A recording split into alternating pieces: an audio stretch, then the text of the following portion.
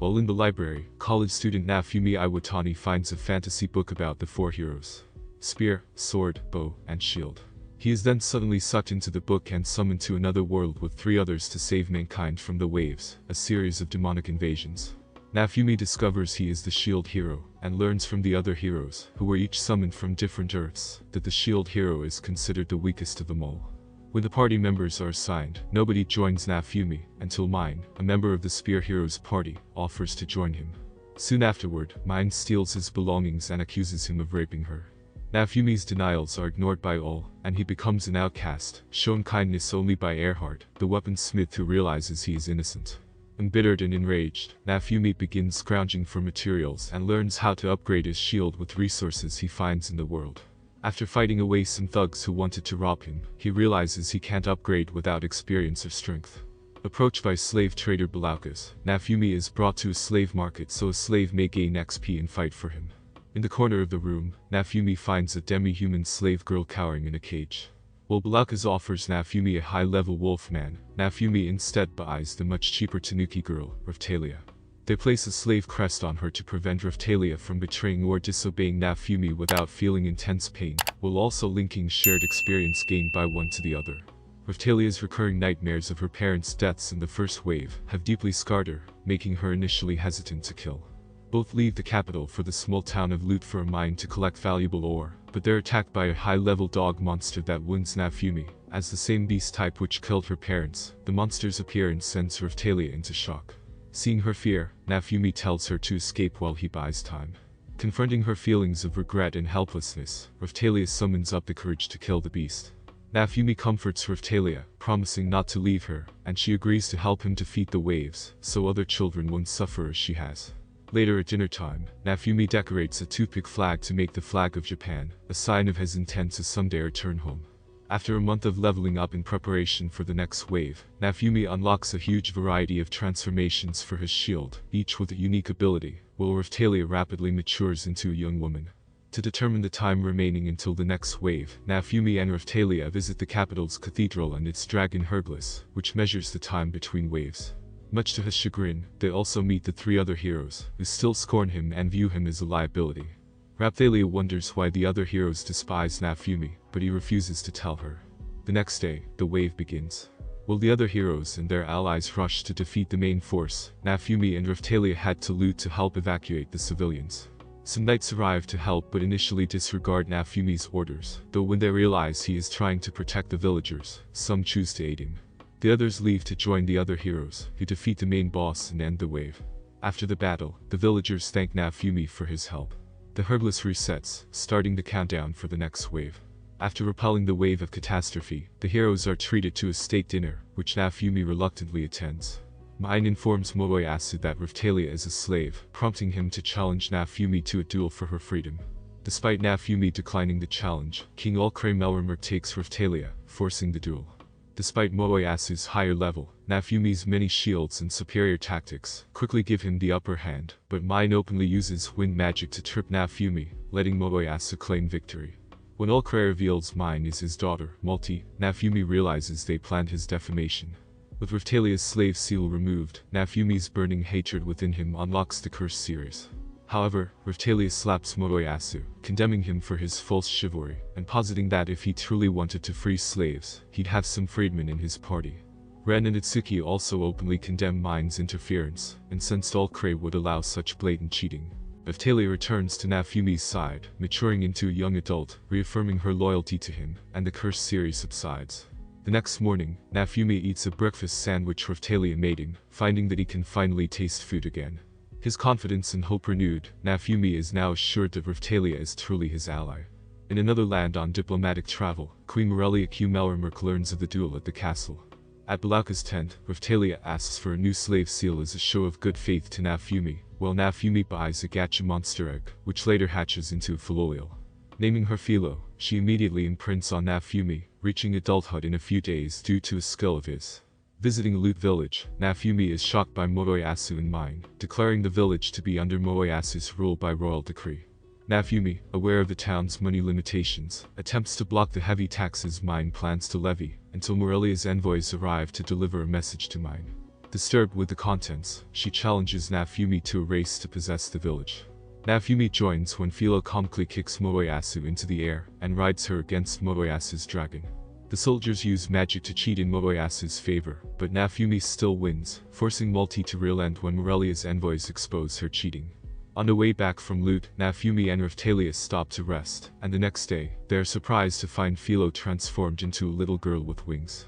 Naofumi brings Philo to Earhart, who sends them to the dressmaker, who in turn sends them to the magic shop owner to make magic clothes for Philo.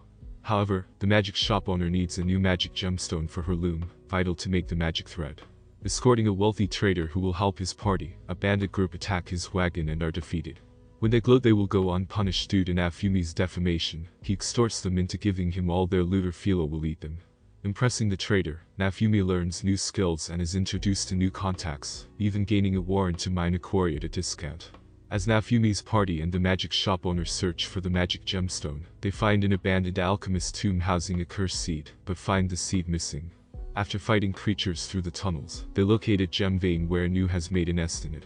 After they kill the beast and obtain the gemstone, the magic shop owner helps Philo make the magic thread, which in turn lets the dressmaker make Philo a dress that transforms with her body.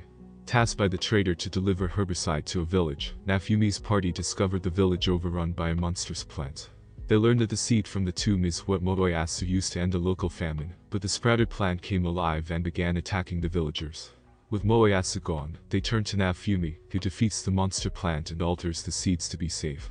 With the villagers unable to pay him for the seeds, he takes them to the trader for sale, who gives him a job to deliver merchandise to a hot springs village. Staying the night, Raphtalia is jealous of Naofumi and Philo spending time together, but learns of a special gem a local bird collects. Raphtalia ventures off to get the gem for Naofumi, but she is joined by Philo who wants the bird eggs. On the way, a silver boar attacks and chases them to the nest, knocking the jewels off the cliff and trampling over the eggs. Enraged, the two kill it and sell the body, taking the proceeds to buy a special tool which they give to Naofumi to use in his gem work.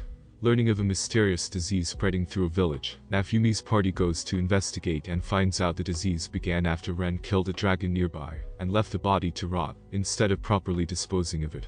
Monsters had gathered around its corpse, and the decomposing body rendered the entire area toxic. Naofumi's party set out for the corpse, which resurrects into a zombie dragon. During their fight, the dragon swallows Philo, seemingly killing her, which triggers Naofumi's despair and rage to activate his cursed rage shield. Naofumi repels the dragon's attacks with strong defense and passive flames, at the cost of losing his composure. When Naofumi recovers, he realizes Raphtalia was burned trying to bring him to his senses. To their surprise, Philo bursts out of the dragon's belly, having eaten the internal crystal empowering it. Philo finds another crystal and gives it to Naofumi, but his level isn't high enough to use the shield it unlocks. Back at the village, Naofumi learns Raphtalia's wounds from the cursed shield can only be cured with high-grade holy water, and regrets having put his companions in trouble, determined to make himself and his party stronger. Naofumi's party head to the capital for holy water to heal Raphtalia, and comes across a blue-haired girl named Malty with some fillolials. Malty quickly befriends Philo, who asks to accompany them to the capital. Once there, Philo and Malty go their own way as Naofumi and Raphtalia go to the church. The clergy attempt to scam Naofumi with their lowest quality holy water, but the Pope cordially grants Naofumi high-grade pure holy water, when the hero points out the issue. In the town square, Moroyasu attacks Naofumi having learned about Philo, demanding her freedom from being his slave, unaware Philo is Naofumi's fillolial. Moroyasu starts attacking with reckless abandon as mind permits it, but Malty arrives to order them to stop just as Philo, remembering Moroyasu's insults, transforms and kicks him away. Meeting at Earhart's shop, Malty explains to Naofumi's party that she is the second princess who was made heiress apparent by Morelia, due to her older sister Malty's toxic personality. Before she can continue, Naofumi states his distrust towards the royal family and dismisses her. Dejected, Malty goes to her father to talk, while Naofumi is met by a small party, wishing to join him to fight in the wave, after he saved Loot Village, their hometown. Naofumi will only allow it if they pay 150 silver coins to prove their loyalty. As Raphtalia and Philo are ready for class upgrades, level cap increases, a royal decree forbids the Shield Heroes party from using Melromarc's dragon Herdless. On advice by Belaukas, Naofumi plans to head for neighboring Shieldforden for their Herdless, but the next wave will strike before they reach it. While scouting towns, Naofumi happens upon starving refugees who fled a revolution started by Itsuki. Returning for the next wave, Naofumi encounters Ren and Itsuki, who accuse him of stealing their rewards. Naofumi explains Itsuki's revolution only put in a new government just as corrupt as the old one, and Ren leaving the slain dragon's corpse behind caused a plague. Ren sees Raphtalia's wounds and believes him, but Itsuki remains adamant that Naofumi is lying. Later, Erhard gives Naofumi upgraded armor, and the loot party returns with 150 silvers. Naofumi has them buy better gear with the money, accepting them, as the next wave approaches 24 hours away. Equipping Raphtalia and Philo and annexing the loot party with Knight Ake as their unit captain, the wave starts and Ake's unit held civilians, while Naofumi's party kills monsters. Seeing an elderly woman, who Naofumi healed during his travels, easily defeat monsters, she reveals herself to be a retired adventurer. After 3 hours, Naofumi worries about the other heroes' progress, so he leaves Ake's party with the elderly woman to protect the civilians. Finding the other hero parties haphazardly attacking a Dutchman, Naofumi chastises their inattention, having Raphtalia expose the hidden boss, a massive soul leader. Naofumi resorts to using his cursed shield, but the zombie dragon's soul inhabiting the shield is furious for Ren killing it and Naofumi incorporating it into his gear.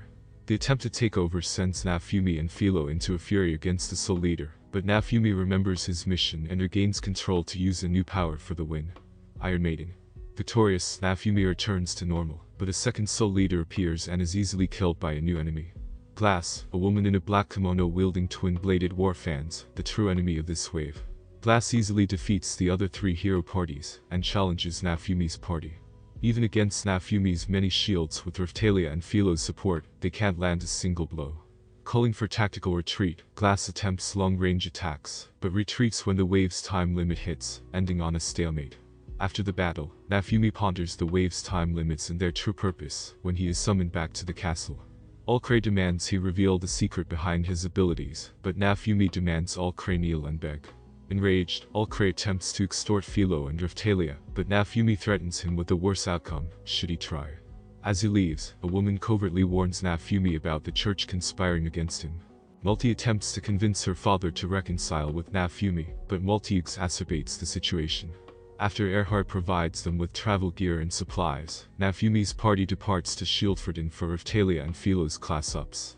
While en route, they are met by Malty, who wants Naofumi to reconcile with Alcray.